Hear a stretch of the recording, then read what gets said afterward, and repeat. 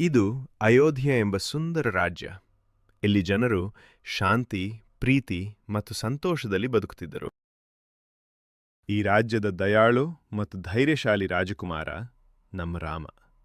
ಯಾವಾಗ್ಲೂ ಸ್ಮಿತಮುಖ, ಯಾವಾಗ್ಲೂ ಒಳ್ಳೇದ್ ಕಡೆ. ರಾಮನ್ ಜೊತೆ ಅವನ ತಮ್ಮಂದ್ರು ಲಕ್ಷ್ಮಣ ಮತ್ತು ಭರತ. ಅವ್ರ ಪರಸ್ಪರಕ್ಕೆ ಬೆಂಬಲ, ಪ್ರೀತಿ ಮತ್ತು ಬಾಂಧವ್ಯದ ಮಾದರಿ. ಒಂದು ದಿನ ರಾಜನ ಆದೇಶದಂತೆ ರಾಮ, ಸೀತಾ ಮತ್ತು ಲಕ್ಷ್ಮಣ ಕಾಡಿನಲ್ಲಿ ವಾಸಿಸಲು ಹೊರಟರು. ಅವರು ಧೈರ್ಯದಿಂದ ಹೊಸ ಪ್ರಯಾಣ ಆರಂಭಿಸಿದರು. ಕಾಡಿನಲ್ಲಿ ಅವರು ಸಣ್ಣ ಕೂಡು ಕಟ್ಕೊಂಡು ಮೃಗ, ಹಕ್ಕಿಗಳ ಜೊತೆ ಪ್ರಕೃತಿಯ ಮಮತೆಯಲ್ಲಿ ಸಂತೋಷವಾಗಿ ಬದುಕಿದರು. ಆದರೆ ದೂರದಲ್ಲಿ ಅವರನ್ನ ಕೆಟ್ಟ ನೋಟದಿಂದ ನೋಡುತ್ತಿದ್ದನು ಲಂಕೆಯ ರಾಜ ರಾವಣ. ಅವನ ಮನಸ್ಸಿನಲ್ಲಿ ಒಂದು ದುಷ್ಟ ಯೋಚನೆ ಮೂಡುತ್ತಿತ್ತು. ಒಂದು ದಿನ ಸೀತೆಗೆ ಮಿನುಗುವ ಚಿನ್ನದ ಮೃಗ ಕಾಣಿಸಿತು.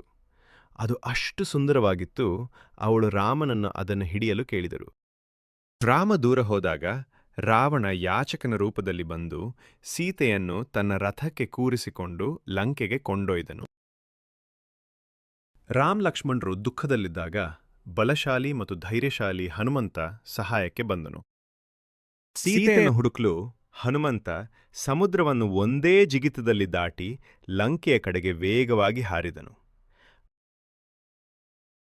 ಲಂಕೆಗೆ ತಲುಪಿ ಹನುಮಂತ ಅಶೋಕ ವಾಟಿಕೆಯಲ್ಲಿ ಸೀತೆಯನ್ನು ಕಂಡು, ಅಮ್ಮ, ಭಯಬೇಡ, ರಾಮ ಬಂದೇ ಬರುತ್ತಾನೆ ಎಂದು ಧೈರ್ಯ ತುಂಬಿದ. ರಾಮ ಮತ್ತು ವಾನರ ಸೇನೆ ಲಂಕೆಯಲ್ಲಿ ರಾವಣನ ವಿರುದ್ಧ ಯುದ್ಧ ಆರಂಭಿಸಿದರು. ಪ್ರಕಾಶದ ಬಾಣಗಳು, ಮಾಯಾ ಕಿರಣಗಳು, ಸತ್ಯದ ಶಕ್ತಿ ಎಲ್ಲಿಗಿಂತ ದೊಡ್ಡದು. ಈ ಕಥೆಯ ಸಂದೇಶ: ದಯಾಳುವಾಗಿರಿ, ಧೈರ್ಯವಾಗಿರಿ ಮತ್ತು ಯಾವಾಗಲೂ ಸತ್ಯ ಮಾತನಾಡ್ರಿ. ಒಳ್ಳೆಯ ಕಡೆ ನಡೆದರೆ ಜಯ ನಿಶ್ಚಿತ.